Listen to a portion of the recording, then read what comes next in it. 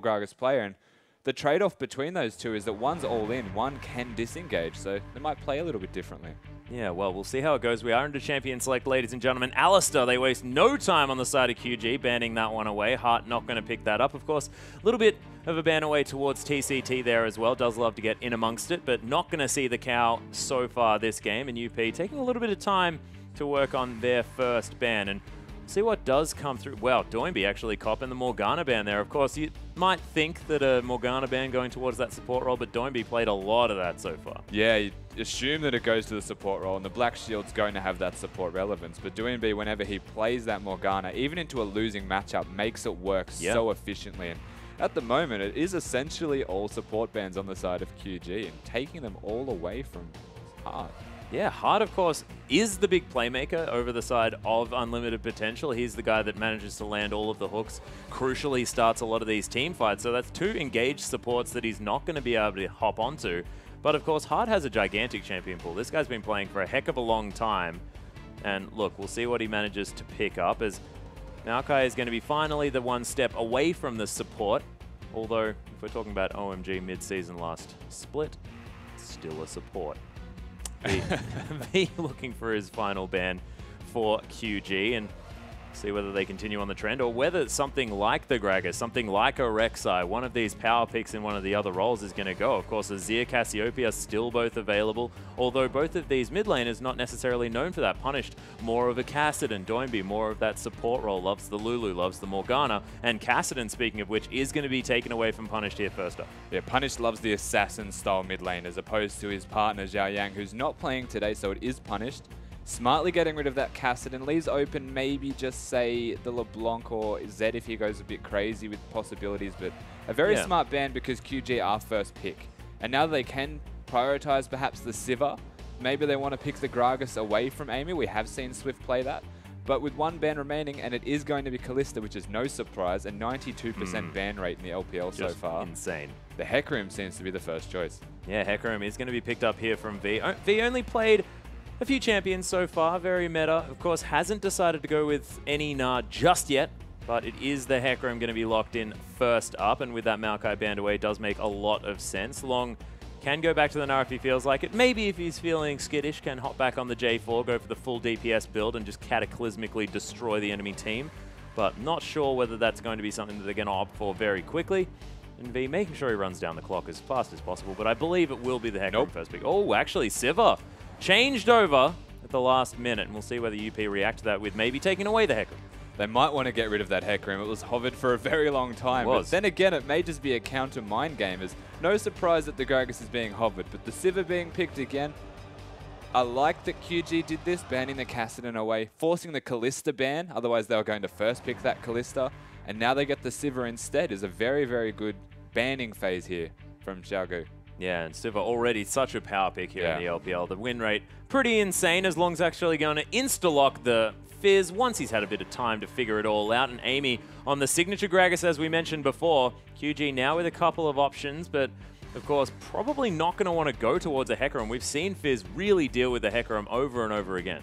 Yeah, it's a pretty hard lane to get through, especially once the challenging smite comes out, just because the Fizz has the outplay potential is just through the roof, and it's very easy to dodge Hecarim spells, but it seems like, and I still wouldn't be surprised if they lock it in, the confidence of actually getting V onto that Hecarim to at least, even if they want a lane swap, or at the very least just get through the lane safely, he seems to be very confident. Yeah, it is going to be locked in here. Of course, V going to be taking that towards the top side of the map, but probably not early on. He might want to just jungle around, avoid that matchup for a bit, because Hecarim plus Sivir, fantastic synergy there, not to mention Janna as well. I mean, you can get a whole lot of extra movement speed. We do like talking about Hecarim, and the fact that he scales with that is one of our favorite topics. But UP now considering what they want to go with already, with pretty powerful lineup, and Punish considering the support champion. And now that the support pool is relatively shortened, we'll see whether Bard does get through. Relatively shortened, as in completely almost eradicated, obliterated from the map. Besides the Nautilus, perhaps, which is Nautilus still an option, and Nautilus and Alistar are the two most popular at the moment. But seemingly, Bard comes first. Yep, Bard ahead of the Nautilus. Hart not wanting to go with that underwater guy. Wants to be cosmically binding everyone around this map. Going on magical journeys with the Unlimited Potential lineup, and I'm excited about it. It's pretty difficult to use the Bard into the Sivir though. So we'll see how that actually pans out. But in the 2v2 matchup, having the Corki locked in already, it's not bad at all. Their base damages as a Corki and a Bard are very high, whereas the Sivir is almost exclusively the damage source in their bot lane. Yeah, well, Swift actually opting away from the Sejuani. Wasn't banned, hasn't been picked away, but looks like the Rek'Sai are going to be the option here for the Korean jungler from CJ Entis. He's going to be locking that one in. And no surprises, Doinby on another utility-based mid laner in that Lulu. Picks that one up for himself. So bit of a raise the Sivir comp. We've seen this coming through a fair bit.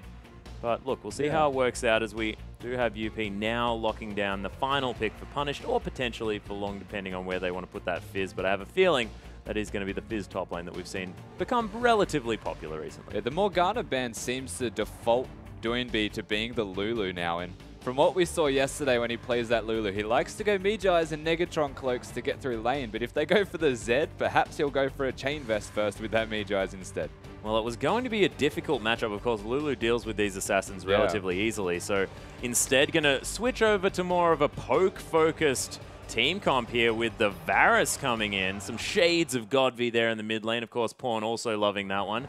Saw Varus banned in back-to-back games, WE versus LGD last night, so not going to be seeing him banned, and this time it's going to be Punished picking up that champion. We'll see what he can make happen, and so far sort of the poke disengage comp coming through from UP looking fairly strong. Yeah, they've got all of their poke there between the Corki and the Varus, and they've got an abundance of disengage with the Magical Journey even to an extent. They've got the Tempered Fate, and they've got the Gragas, and it's just even the fish can be used as a disengage tool. So they've got the options of letting the poke go down. If it goes awry, they can just leave the area, or they can go in, because the Gragas and the Fizz, who are also good at disengaging, and even the Bard, can turn it around straight away and just go all in. Yeah, and you can also use that Tempered Fate, lock down towers, use that small amount of time to really get that dive happening. Works a little bit similarly to having an Alistar able to tank things up. But, of course, we haven't necessarily seen it used that way, and we'll see how this Bard is going to change how this team plays the game. And I'm just excited to see Varus. Of course, those Qs, disgusting amounts of damage, really, really filthy, and we'll see whether he's going to be able to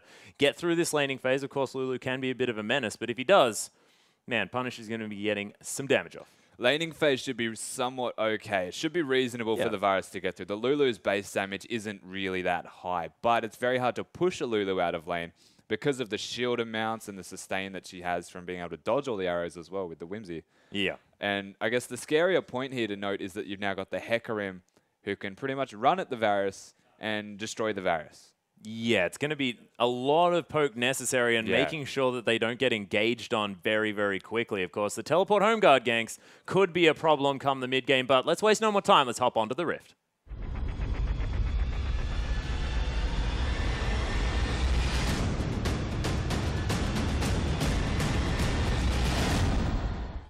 And here we are, ladies and gentlemen, onto the Rift with QG taking on UP for our first matchup of the day. First game here is just underway with some relatively defensive starts, sort of the 5-point defense system in operation for both teams. And we can see standard lanes look to be opted for, but only a minute into this one, 30 seconds before those minions spawn. They can head back to base if they want to, but it looks like they are committed. Yeah, you can usually tell by around the 1 minute mark what the teams really do plan on doing, and you can tell by the way the wards go down in particular. If it's a neutral ward, they usually don't look for the lane swap unless it becomes a mind game of if you actually invade their jungle and they see you do it, they might expect your lane swap. Now they don't know what you're actually going to do. Both AD carries are actually recalling right now after having a small trade with each other. We'll see if one of them wants to swap or if they're just going to stay. And from the looks of it, Corki is going top.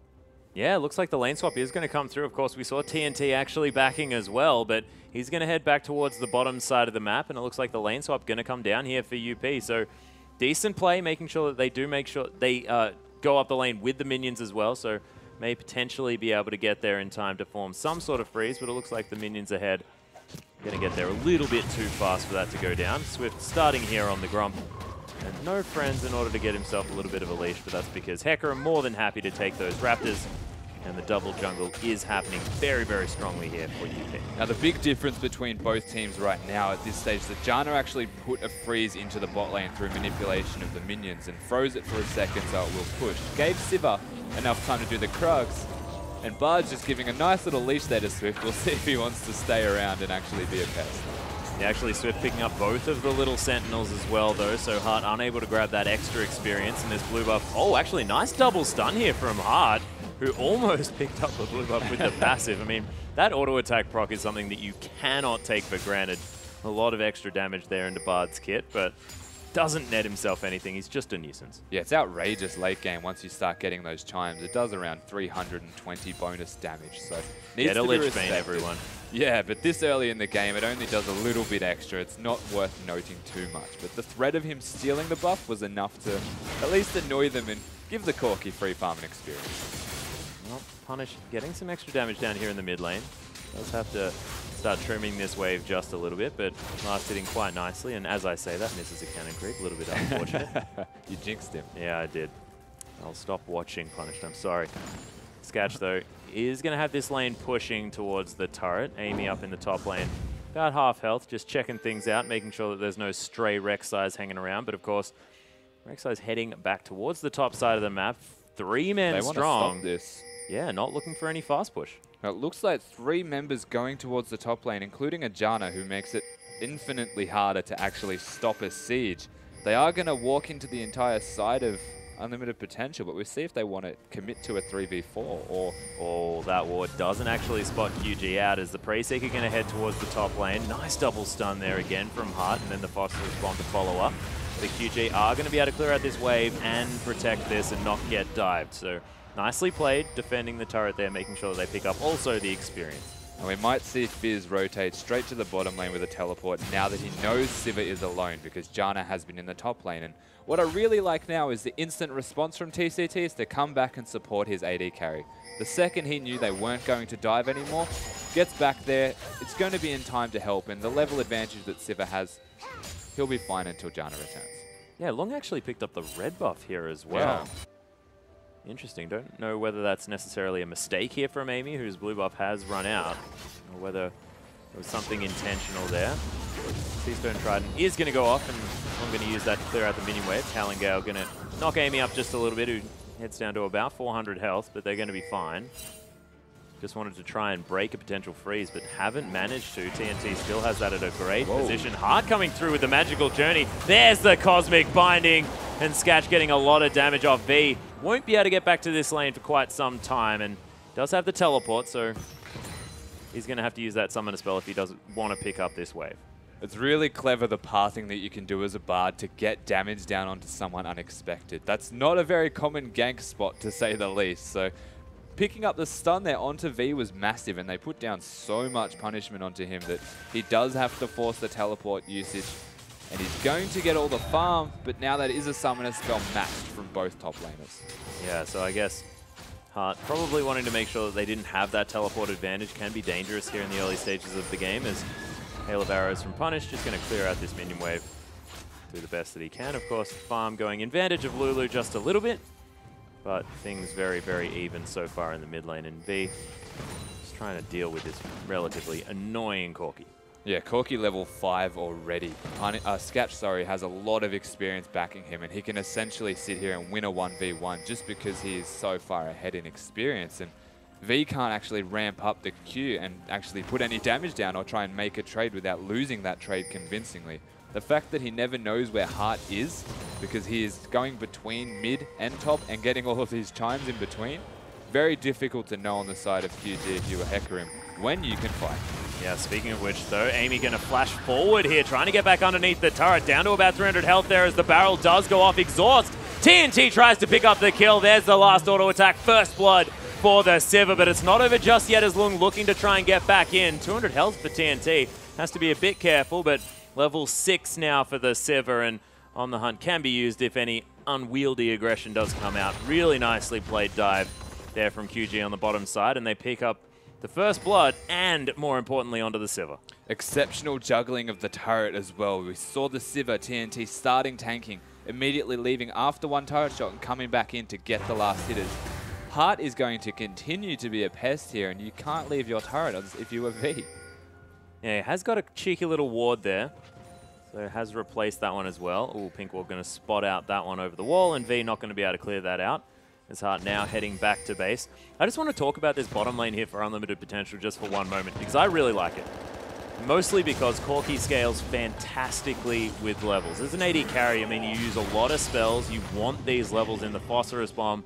Of course, the ultimate as well, you're able to really level up that way. So Corki gets a lot of his power from the levels, and Bard never wants to be in the lane. So assuming you're able to get this lane swap, it works out fantastically for the UP lineup. And there's also the fact that Corki, with the Valkyrie, very safe in a lane on his own, even if it's a long one here in the top lane. So I like it. I like the adaptation, making sure that they pick up the Corki instead of sort of some other AD carry like Illusion or something like that. It is a very good point. And then you've also got the Varus, who is the mid laner of this game that scales very well with levels also. Once those arrows start leveling up and doing more damage, you're getting the solo experience, so that'll happen sooner. And you're getting free farm at the moment, which is great for getting your first items. Both AD carries, essentially, the mid laner and Sketch is the Corki, are going to be ramping up in levels very quickly, and they'll hit their mid-game spikes around the same time, because essentially both getting solo XP while the Bard roams. Yeah, and I like it. It's also, there's the fact that their poke is magic and physical damage. So Corki mostly magic damage poke with the rockets and the Phosphorus Bomb, whereas Punished going to have highly physical damage, so you can't itemize against the poke coming through from this UP lineup, despite the fact that theoretically they're both AD carries. Yeah, Varus is always going to do an immense amount of physical damage. So your best bet here on the side of QG, if you're looking to win a mid-game fight, is to stack some early resistances, some magic resistance, which is most of their team, and instantly kill the Varus. Well, speaking of instantly killing someone, the exhaust onto V, who does have the ultimate available, but not enough, as 4 members strong in the top lane from UP, able to answer the first blood from earlier and maybe even pick themselves up a turret. Hart getting the stun is always enabling his team to do so much. The teleport comes through to secure it, not even using the fish there, so they should be able to get this turret if they want the turret. But the response came out immediately from QG. They're going for this dragon, and they're probably going to push bottom as well. Yeah, so TNT pushing that one up. Swift is going to lock down the dragon. Easily done.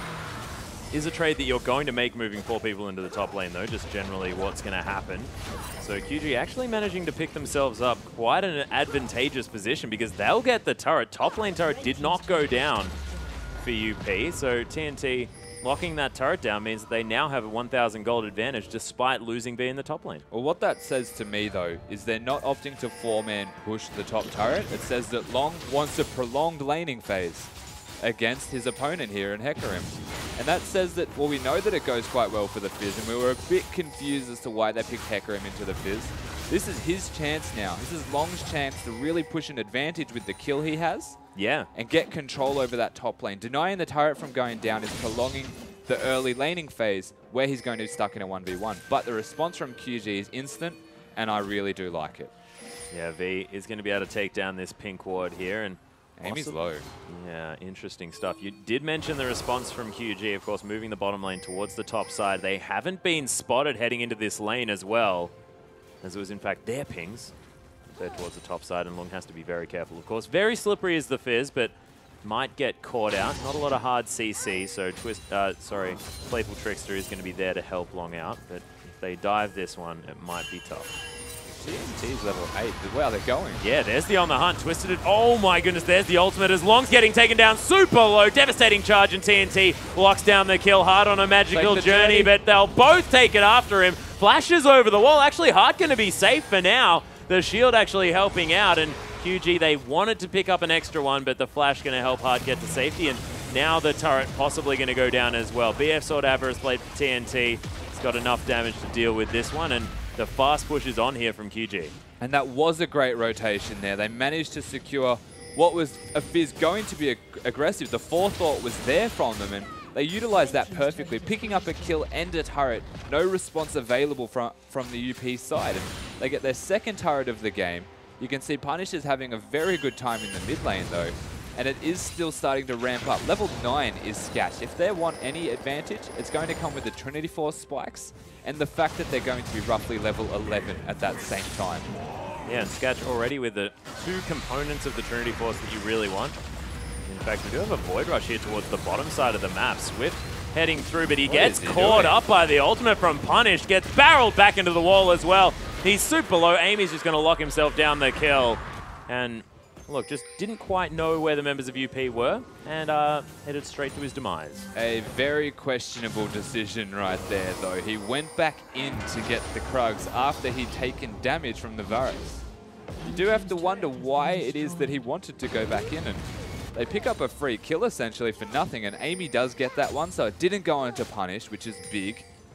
Long gets the tower in top though at the same time, and it's suddenly they just get a really good trade out of nothing. Yeah, and of course now the gold lead that was eking towards the 2,000 mark is relatively even here at only 700. UP really clawing themselves back in, and we knew that this game was going to be relatively close. Of course, QG and UP both similar power levels, both of them heading into the LPL with very decent performances against a lot of the top teams, and it was interesting to see which one would come out ahead, and so far things very, very close. Yeah, it's looking quite standard, but again, we do have to reiterate the fact that they're going to spike at slightly different times. I do like that Doinbe's opted for that max CDR build to give him as much strength as early as possible. And you can see the fact that Hecarim is going for the Cinderhulk first, and he's upgraded his armor boots with home guards, looking to have a teleport impact. So 2 examples of people who have started to accelerate their builds to match what is going to be the strength of the unlimited potential side, especially now they've got that Trinity Force finished. Varus has level 9 and his blue buff. Yeah, and he's got a Manamune as well. Picked that one up, so he's going to be able to clear out these minion waves very quickly. And with that blue buff and the Manamune completed, you statically get it from auto attacks. You can throw out your spells with almost impunity here. Doinbe actually copying that one. Nice aim there from Punish. It's always a big mind game when a Varus throws out the arrows where he's actually going to throw it. Very difficult to dodge. Yeah, and of course, he could be going for the minion wave, could be going for the champion, could be going for one of the 3 champions that are in the mid lane. No one really knows. So Punish doing well here so far on the Varus, but see whether he can continue to move forward. And this UP lineup hasn't really hit their stride just yet. Do you think that maybe they need to get to a grouping phase and utilize their poke together? Well, they've got 2 options. They're still waiting on Sork Shoes for Scatch before the Rockets start to have a big impact in regards to poke and not just giving him machine proc to siege. Yep.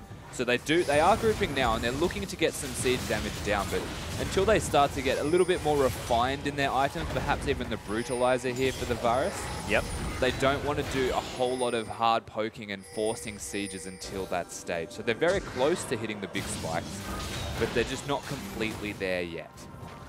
Well, you can see these arrows already starting to hurt a fair bit.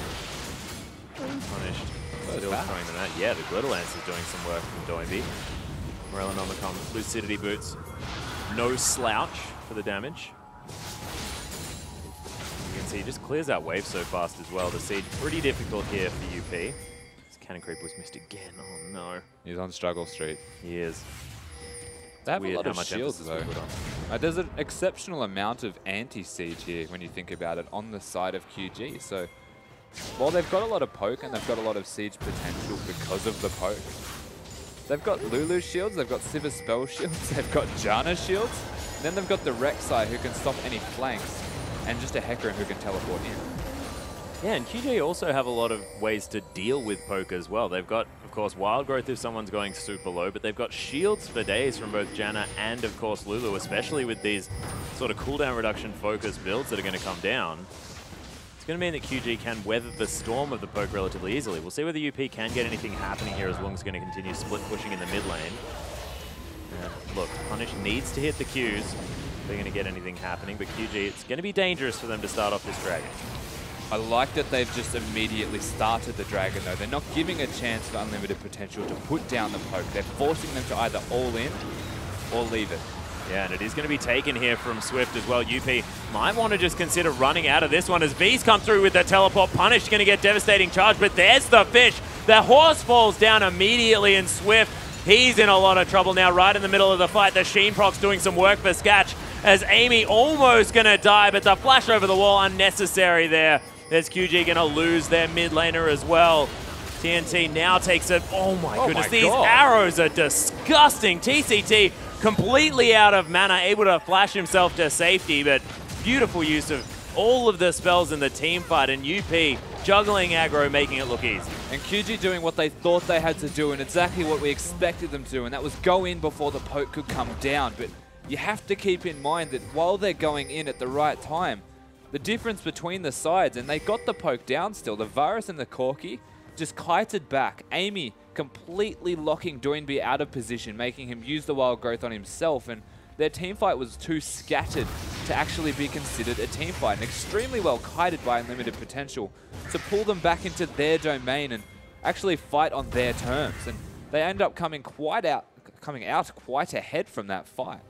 Yeah, and Lung as well, actually. Amy, utilizing the explosive cast fantastically in that one, making sure that, as you said, the fight was split up, but there was nothing that QG could do about it because, of course, when you're flying in every direction, it's pretty difficult to then regroup and effectively fight as sort of that clumped up team that you want to.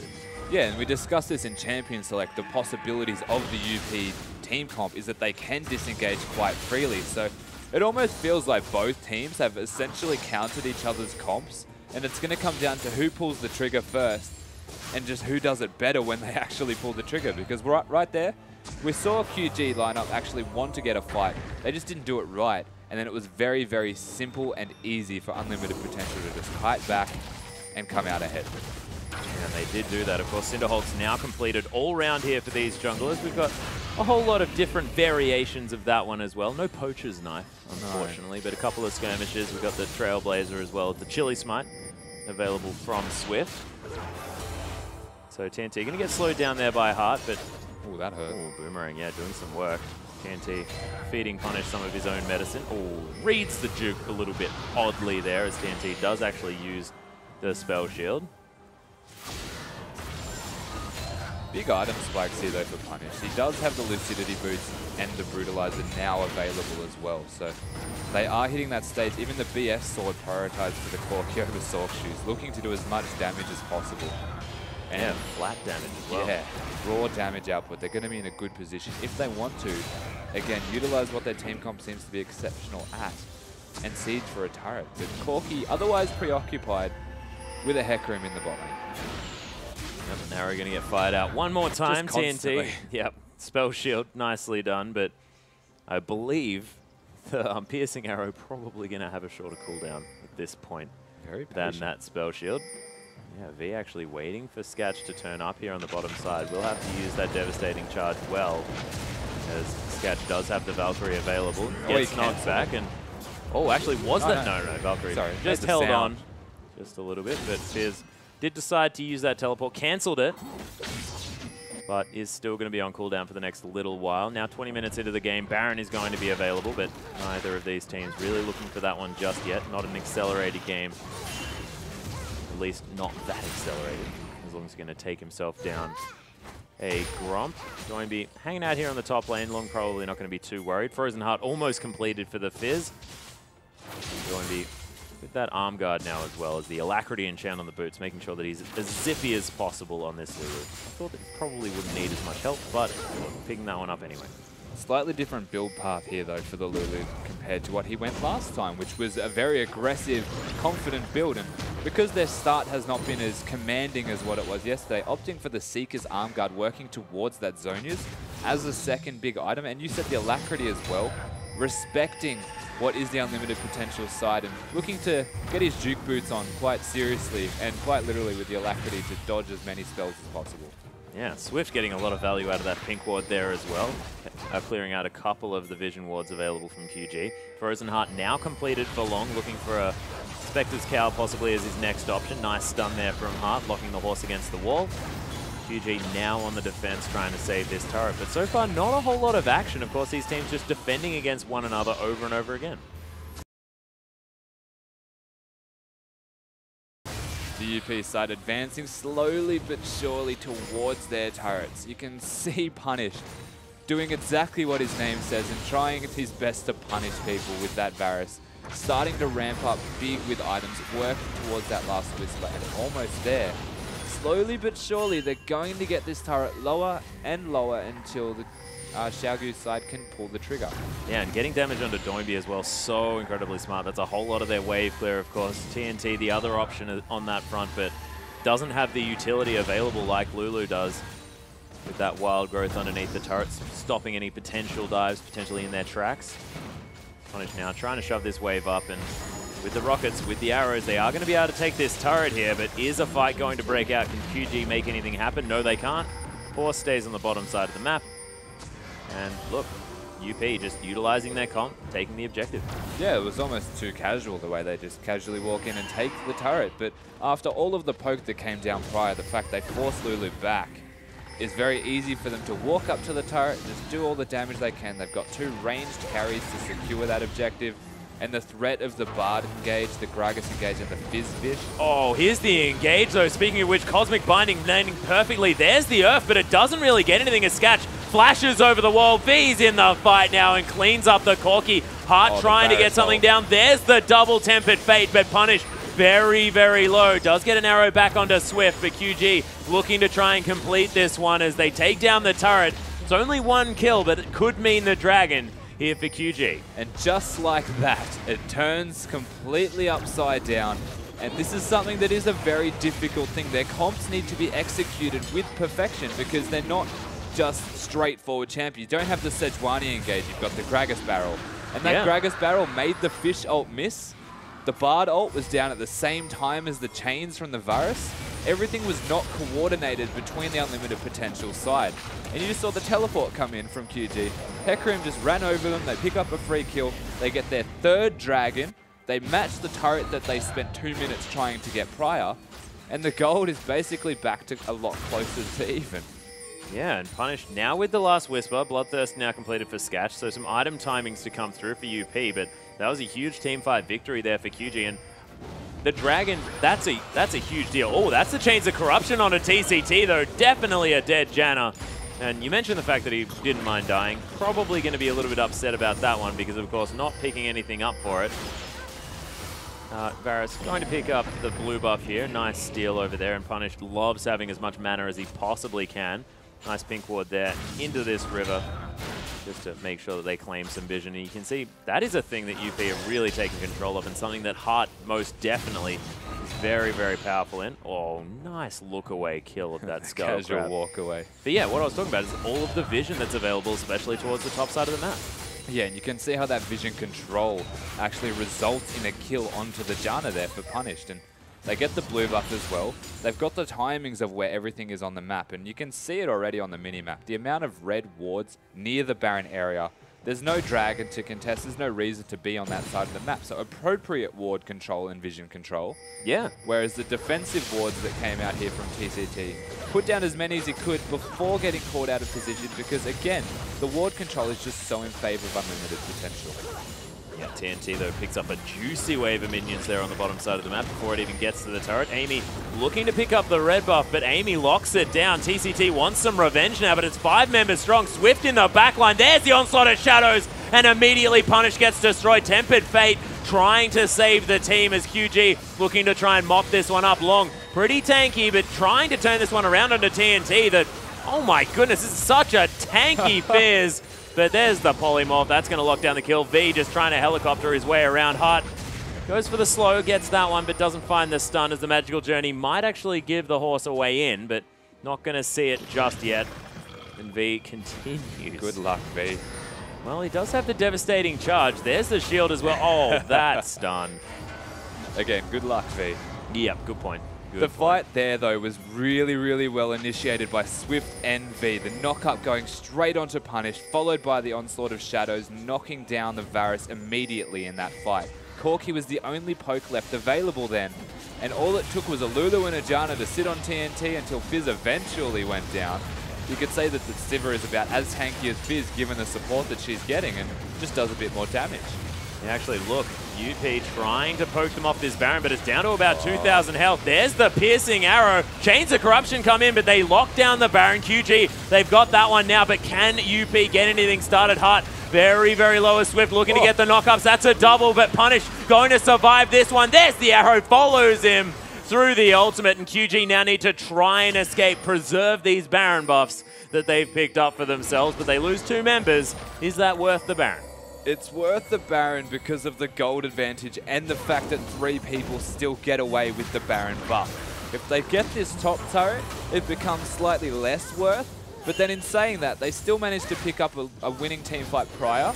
They do get the Baron, and they've still got the Sivir, who's going to be massive and maybe even stop this from going down.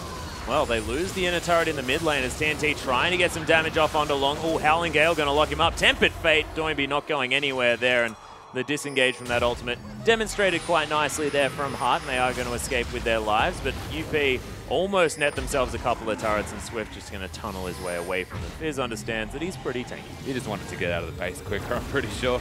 Just casually going in there with his ultimate. Gromp is the priority here, Yeah, Rusty. exactly. Teleport towards the Gromp so you can secure that one away from the Fizz. But again, they've got the team fight that they wanted earlier, but then you have to question why QG decided to fight after already securing the Baron. You could tell how aggressive they went in. Swift using that tunnel and instantly dying, followed by V, who was in their faces, saved his ultimate, and still died while using it. So maybe they could have backed out sooner and then not have lost everything that they just did. But they're still in a comfortable position because they've got the Baron buff available to push. Yeah, Long actually getting aggressed on here. Nice use of the playful Trickster, and V not going to find the ultimate Fear. So half health on the Fizz in trade for the ultimate here of V. So nicely played there from the UP lineup. Sketch now heading towards the bottom side of the map, just playing defense on these Baron minions. But looks like QG can't really get anything to a position to take control. Of course, UP with a lot of wave clear between the Corki and the Varus. And in fact, Punished able to move around the map. You saw him push up the mid lane. They are going to possibly be able to steal away. Oh, the arrow of destiny shall pierce the heavens and the blue buffs. Punished is able to lock that one down. And the explosive cast from Hell going to miss everybody. And straight after getting a celebration. Yeah, you know, alcohol for to everyone. Yeah.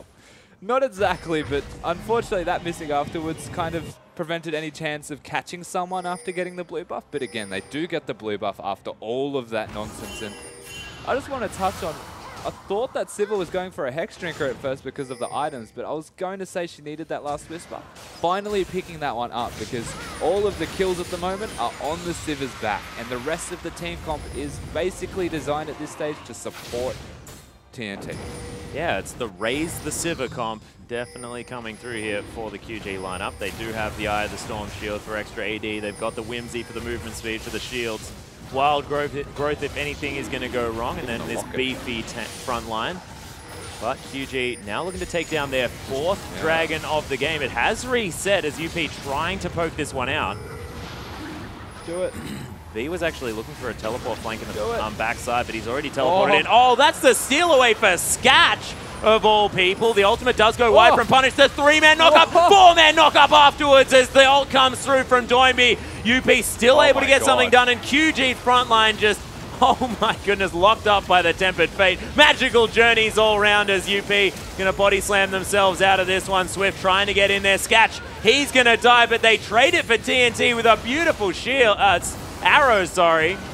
And QG still not able to get anything done, and this rain of arrows coming through from Punished is massive. How Punished lived there is just unbelievable. Heart with the Tempered Fate. I'm calling it Heart, just Heart. He actually just destroyed them all, and they're going to try and at least get a kill here, but... Yep, Amy's still pretty tanky though, as the Monsoon is going to at least help TCT. Oh, there's the Urchin Strike, but don't get baited by the Janna, as Doinby doesn't have a lot of mana left. Long, oh my goodness, that ultimate is on such a low cooldown. Punished able to lock down the kill with the Chains of Corruption and of course the arrow there. So the horse is dead. Can they get anything from it? Magical Journey. Heart's going to make his way in. Just to place the ward down. It's awesome. That was a really prolonged fight, to say the least. And Varus being able to have two ultimates in that fight says a lot about how he is going right now with his build. He's come a long way, managing to still be relevant because of Heart's phenomenal supporting right now with the ultimate. Oh, yeah. Gets a kill onto the Sivir, which was going to be a very close 1v1 with Scat. Instead, going in favor of Unlimited Potential. Fizz comes in, pushes them away from the turret again.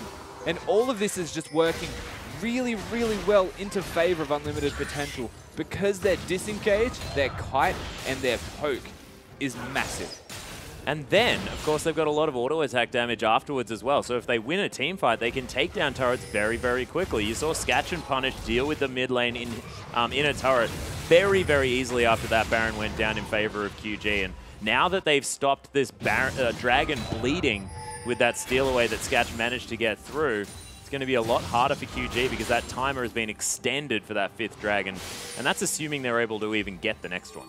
Yeah, it's absolutely correct. If they wanted to go for that fifth dragon objective, it's going to be a lot longer for them to do so. And You said before they've got a lot of siege, and that's definitely correct because they've got a Ghost Blade finished here for the Varus and the Sheen procs from the Corki. So if they get onto a turret, their siege is amazing. They've got a very well-rounded team in being offensive, but then they've also got the capabilities of being very defensive. We saw what the Bard's capable of in that regard.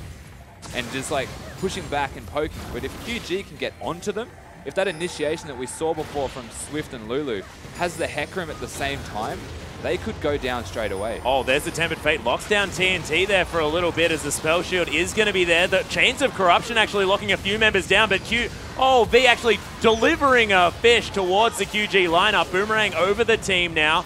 The Swift is going to get barreled, but they are going to be able to escape this one for now. Actually might be able to take themselves down a Scuttle Crab on the way through as QG do escape that fight, but man, it was close. UP almost got there. And I guess, again, it's something that is really difficult for the Unlimited Potential side that doesn't involve fighting for a turret or sieging, is just hard engaging. The Bard Tempered Fate only hitting TNT, and he just casually walked away because V tanked most of the damage. He ulted away and just kind of trotted on with the rest of his team. Their disengage is great also on the side of Xiaogu, but they've also got the hard engage factor, so it comes down to if Unlimited Potential can put down the poke for a focal point, whether it's the Baron or whether it's a turret. But if they're just engaging in the jungle, it's going to be very hard for them to pick up kills unless that chain of corruption is everyone. Yeah, and especially if QG don't necessarily need to hang around where they are. Of course, they have been picking up the fights that they've enjoyed around objectives that QG want to be fighting for, want to be taking. And it's often been when QG have actually taken a fair bit of damage from the Dragon as well. Yeah. So Sketch now with the last Whisper, 3 items on this Corki. A massive power spike here for this champion. And look, we'll see whether he can weave the auto attacks between everything and get some damage down in these fights. But at the moment, it seems to be, let's just rock it all day, every day. Pretty much what he's going to consistently do from now until the end of time with the Varus. And just be as annoying as possible, get down as much damage as possible before actually going for anything. And the control, the vision control in particular, has been so very back and forth depending on who won the last fights that no one has been solely contributing to the vision. They've all got so many wards down at all stages, but you win a fight, you've got control of the next area. And the only time someone's been caught from that has been Janna. They haven't capitalized on vision advantages at all this game. They're just looking for objectives. Yeah, and Hart now focusing all of his vision control on the top side of the map, has a little bit of defensive vision around the blue buff that's remaining from that last fight, as Hart is going to just continue to pick up some chimes here. Amy going to clear out some vision as well. So UP now with the Baron control. Teleport's available almost for long, but V's is up. He is hanging around in that bottom lane. Preyseeking going to find Amy as Tremor Sense fantastic at this point in the game when they don't have the vision around the Baron. Yeah, and speaking of vision, as we were just discussing who has control of it, look at all the pinks from the Unlimited Potential side around the Baron area. My goodness, the that's entirety of that is 4. It's all in favor of them, and you can see QG coming in to control it now and maybe get it back in their favor. But this is the opportunity for Unlimited Potential to catch someone with all of their vision control. Yeah, Lonk also has his Spirit Visage completed, so 30% CDR with his 2 most expensive items, the Cinder Hulk there as well, scaling up the added health that you are going to grab from that Phage and Spirit Visage, and now looking towards the Trinity Force, so he's going to be doing the relevant damage. Looks like V almost there with his. We'll see who's going to be able to carry this one through in the later stages of the game. Still 40 CS ahead on this Fizz. A little bit further as far as getting these items down, and Hart, Magical Journey, going to deliver Sketch towards the base. Just because they can, really. I like it. You don't need a purpose to go into Magical Journey. No, you certainly don't. V wants to be able to smite this one away, but doesn't get it. One's going to lock that down, and the Dragon has respawned. QG, are they going to be able to get towards their 4th? Prevent some extra tower damage on the side of UP. Hart's just back. But of course, the QG lineup, they just don't have the vision around this area. No, again, we have touched on vision control a bit, and it seems to be in favor of Unlimited Potential just because QG is starting to respect their capabilities to poke and fight. They're looking to push lanes out and control the lanes, but it's fairly standard. But Fizz able to completely control V, so wherever those two are, the waves are always in favor of unlimited potential. Fizz will always get there first without the teleport. But from the looks of Hecarim recalling right now, I would wager he wants to engage very soon with a teleport. Yeah, really wants that home guard teleport. Of course, Punish getting a lot of damage down, but UP have started off the Dragon, the decisive move. Punish still trying to stand back, get the arrows in, but the teleport very far into the UP jungle as they do lock down the Dragon, smited away by the Fizz. Immediate exhaust onto V now, as well as the ultimate is going to be necessary from Punish. Way at the back of the fight though, nice positioning. Monsoon for TCT, there's the wild growth as well. Maybe a little bit soon as Lung trying to get back in. Swift's going to die. Magical journey for Hard as well as he's still holding on to that ultimate. Actually no, it is down as Punish. He's going to fall. Amy doing some work. TNT with a whole lot of extra damage. There's the shield. TCT going to help block that one down. Triple kill for the Lulu, and eventually it's the ace for QG. They managed to pick up an ace around that Dragon fight. Dragon going to unlimited potential, but a massive win there for QG. Sivir could just get an inhibitor. They're going to opt for the Baron instead beforehand, and the flank from V was massive. It pulled a lot of focus onto him because he came from the side and forced them to almost bottleneck around the back of the Dragon pit. And that worked out so well for TCT and Doing B, who can instantly take down Amy and Hart, force them into bad positions. And from there, it was just utilizing that they have 2 shields and they can protect that Sivir, who is massive right now. And Lulu picked up a triple even. Yeah, and actually TCT with a huge Monsoon in that fight as well, as we see the fight go off. And super speed, nonetheless. And now slow motion watching it happen as you can see how V forces them away, the Bard Tempered Fate not hitting enough people. And they're split, but they're also split with no health in a very awkward position. So Swift can flash onto them and at least keep them there, while the rest of the damage-dealing members of QG can just sit at the back and do so much work until TNT decides it's time to man up and runs at them with his Doing B mid lane partner. And almost going down, but then the shields, of course, coming through, picking up the ace and a triple kill for a Lulu. Yeah, Lung now trying to take down this blue buff. UP fighting for it against Swift and V, but very tanky are these members of the QG lineup. And actually on the hunt was popped there, so QG want to take down this turret. They've got the Baron, they've got Baroned up minions. That wastes no time going down. There's the use of Mercurial Scimitar, but Punish not going to be able to block everything there as Swift wants to knock up the fish just to deter them from getting in there as Punish tries to throw out the ultimate but doesn't find the mark.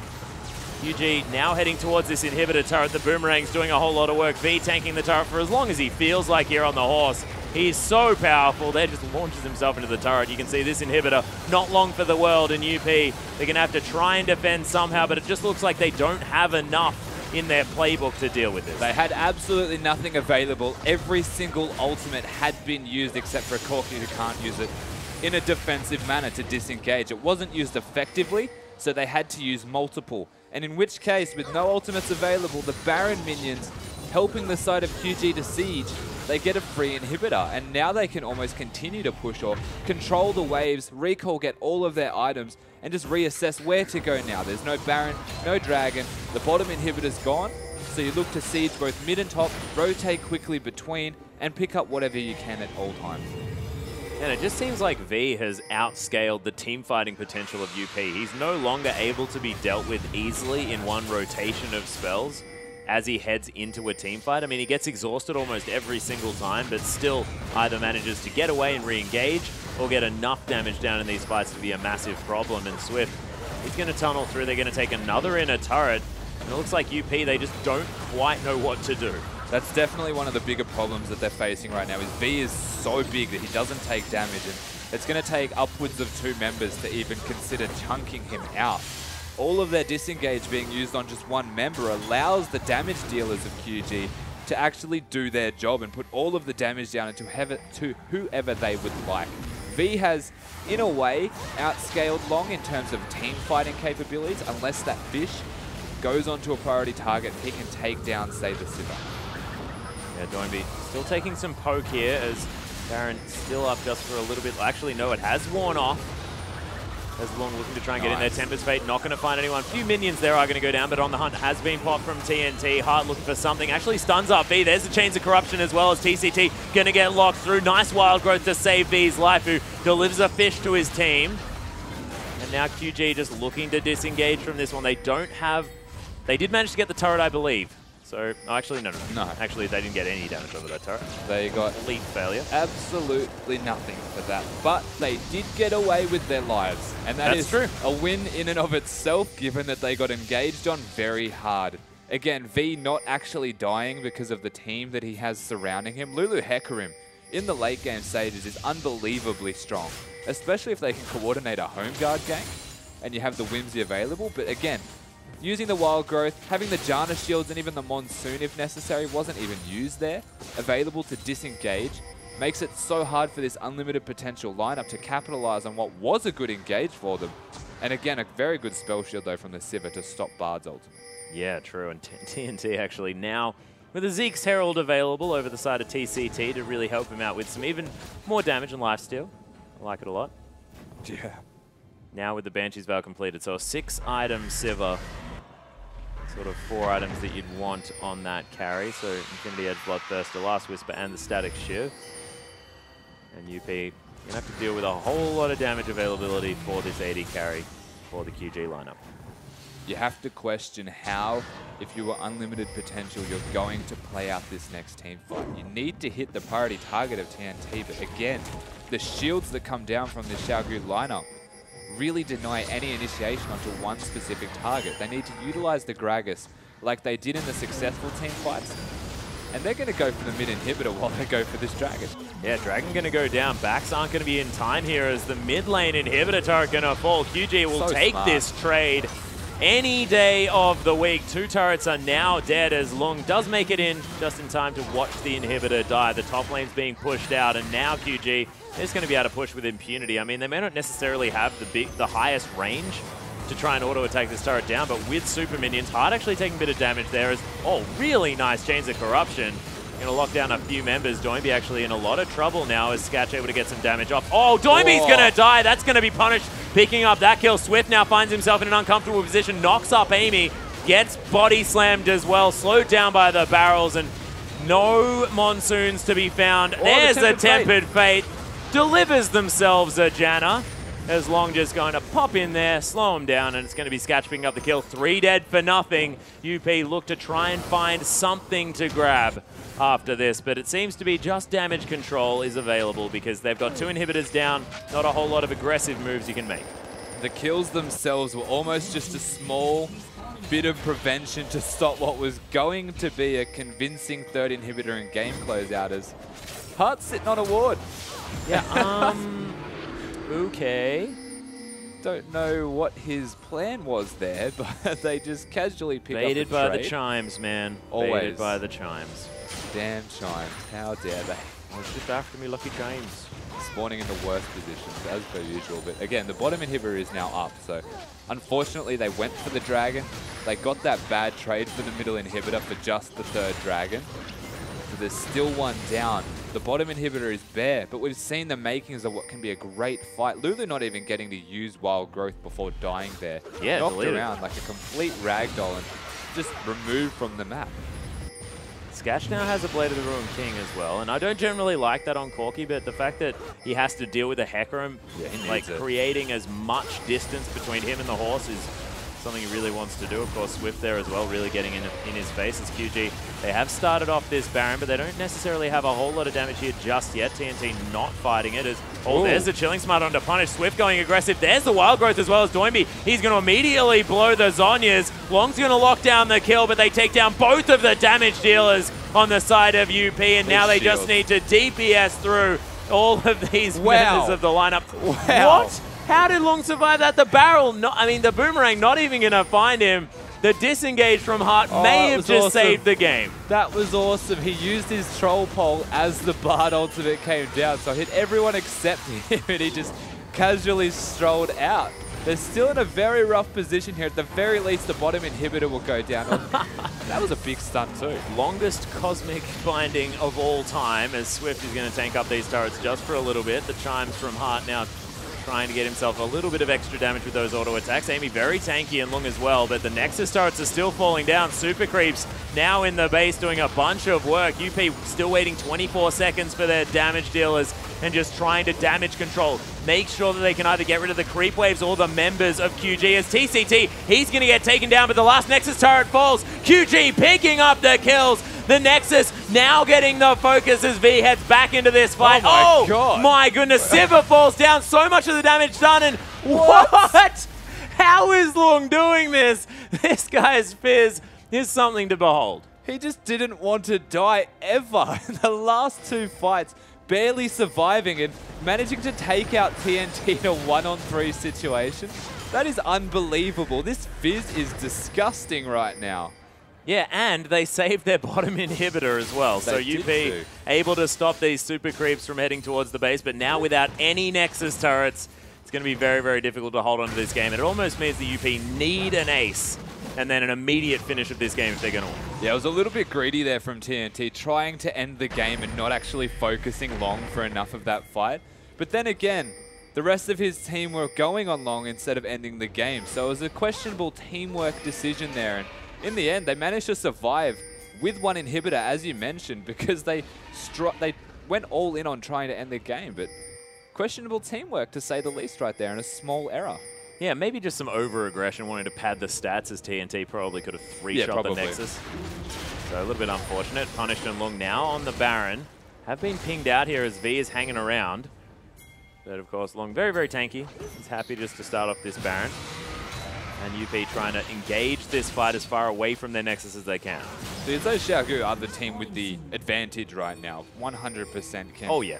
Force the engages. They've got V, who is not going to take any damage, working on what looks like a Thorn Mail after already having the Frozen Heart. That's a 6-item Fizz, though. That is a 6-item Fizz, has the Thorn Mail already, so significantly further ahead. Has 4 kills and about 40 CS. Unbelievable, this Fizz. Keeping them in the game, essentially. But speaking of... Yeah, they're engaging on him as Swift is going to get fished up. They're actually taking a lot of damage, but V right into the backline, hard in some trouble as the exhaust down onto the Varus in the backline, but we're not going to be watching that as UP members are just disintegrating in the middle of this team fight. Look at the shields onto Doinby as it's just Xiaogu destroying this fight. Inhibitors are going to fall now. It's going to be the end of the game, but UP, they tried to hold on valiantly, and that is one of the most impressive Long performances that I've seen so far in the LPL. Definite hats off to that Fizz, but what a game from QG. Really handling the poke and coming through with the victory. Yeah, that Fizz is a force to behold, and they had a valiant attempt there, coming ahead at one stage in that game, but V just pulling through. The Hecarim getting too tanky. The protecting the Sivir essentially with the shield comp just came up too strong in the end there. Yeah, just trumps for QG in the end. It was fantastic play. I want to hand it to Hard as well. That some of those Tempered Fates were fantastic. A lot of his engages, a lot of the ways he was ganking lanes, actually moving around the map, picking up kills, but just wasn't quite enough there from UP. And I just think it's Hecarim.